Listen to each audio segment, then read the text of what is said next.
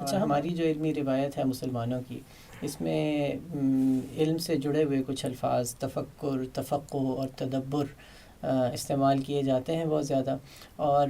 علم کے ساتھ یہ جڑے ہوئے ہوتے ہیں، اور عالم صرف سطحی علم رکھنے والے شخص کو نہیں کہتے، بلکہ ایک حکمت کا لفظ بھی استعمال ہوتا ہے جو کہ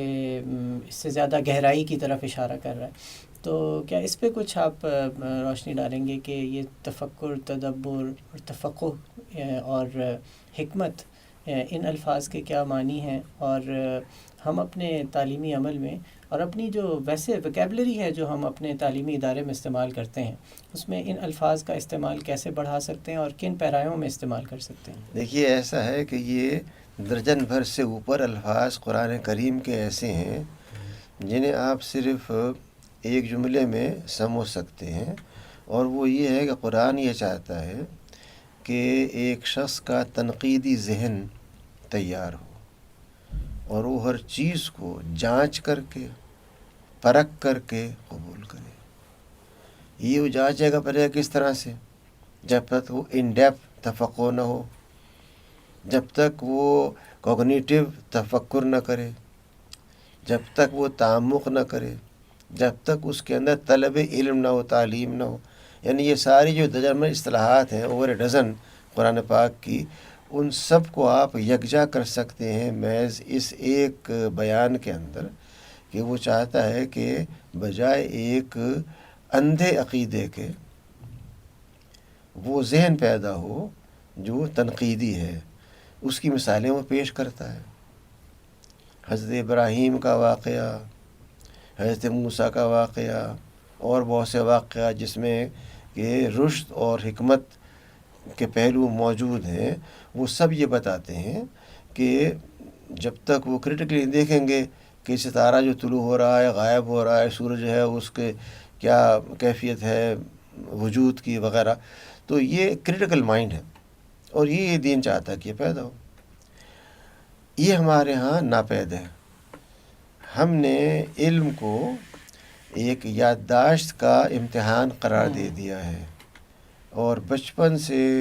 بچوں کو رٹوا کر کے قرآن کریم ہو یا مضامین ہو، ہم سمجھتے ہیں کہ رٹوا دیا ہے تو بس سارا کام ہو گیا۔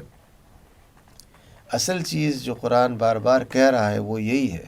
کہ مجھ پہ غور کرو، تعقل کرو، تدبر کرو، تفقہ کرو،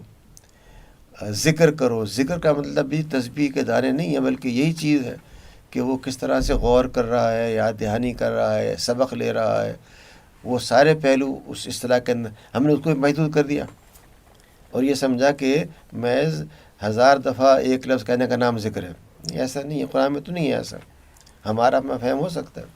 تو یہ ساری اصطلاح جو قرآن پاک کی ہیں، ان سب کا جو مدعا ہے وہ یہی کہ وہ تعلیم یافتہ ذہن پیدا ہو، جو ہر چیز کو تجزیہ کر کے، جانچ پرکھ کر کے دیکھنے کے بعد یہ دیکھے کہ جو معیار وحی نے دیا ہے، الہام نے دیا ہے، اس معیار کی بنیاد پر یہ چیز اچھی ہے یا بری ہے، مفید ہے غیر مفید ہے۔ یہ وہ کام ہے جو یہ ساری اصطلاحات ہمیں کرنے پر ابھارتی ہیں۔ اچھا، اس میں ڈاکٹر صاحب اس کا مطلب تو یہ ہوا نا کہ بالعموم ہم اس طرح کبھی بات کر رہے ہوتے ہیں یا لٹریچر کے اندر یا شاعری میں بھی، کہ عقل کی ایک لحاظ سے کبھی کبھار ہمیں نظر آتا ہے کہ نفی ہو رہی ہے، عقل سب کچھ نہیں ہے، عقل آپ کو مس گائڈ کر دیتی ہے۔ تو وہ عقل، یعنی قرآن تو کہتا ہے کہ آپ یہ بات آپ نے کی بھی ہے نا بھی، جو کہ آپ دیکھیں، سوچیں، اور وہ ان فی خلق السماوات والارض واختلاف اللیل والنہار، اس کے ذریعے سے اللہ تک پہنچا جائے۔ ما یملکون من قطمیر، ایک کھجور ہے، اس کی ایک گھٹلی ہے، اس کے اوپر ایک جھلی ہے۔ تو یہ وہ لوگ ہیں جن کی تم پوجا کرتے ہو اور جن کو کچھ اپنا مانتے ہو بڑا، تو یہ تو ایک وہ جھلی کی کو بھی نہیں بنا سکتے۔ تو قرآن نے جگہ جگہ پہ یہ ایک ریشنل تھنکنگ کی اور اس کو ایک کریٹیکل ججمنٹ کے حوالے سے اس کو اپیل کی ہے۔ لیکن ہمیں یوں کہنا چاہیے ڈاکٹر صاحب کہ یہ جو وہ عقل ہے جس کو قرآن خود پروموٹ کرتا ہے اور چاہتا ہے، یہ وہ ہے جو اس کو اللہ کی طرف لے کے جائے، یعنی یہ فیتھ بیسڈ ہے، یعنی اس فرد کا جو کہ اس کا یہ کام کر رہا ہے وہ اس کے ذریعے سے اللہ سبحانہ و تعالیٰ تک پہنچے۔ لیکن عقل اگر آپ کو مس گائیڈ کر رہی ہے یہ تین باتیں ہیں نا، سلامتی عقل اور انابت قلب اور جو ہے نفس کی نہیں. تو سلامت عقل اسی وقت ہو سکتی ہے جب کہ وہ شریعت کے تابع ہو، ورنہ وہ یہی عقل ہوگی جو کہ فساد کا باعث ہوگی. تو ہمارا جو پورا نظام ہے، نظام تعلیم ہے، اس میں اس عقل کا کوئی کردار نہیں ہے جو جس کے اوپر قرآن نے بات کی ہے کہ اس کے نتیجے میں وہ ایٹرنل ٹروتھ تک وہ پہنچ جائے. یہ عقل جو ہے وہ صرف حواس کی دنیا کی جو چیزیں ہیں صرف انہی میں اس کی دلچسپی نہ ہو، بلکہ اس کا اسپریچول ایلیمنٹ بھی ہے، اور وہ جو حواس سے ماورا چیزوں کے اوپر بھی سوچنے کا اور ان ذرائع سے علم حاصل کر کے اسے انٹیگریٹ بھی کرے.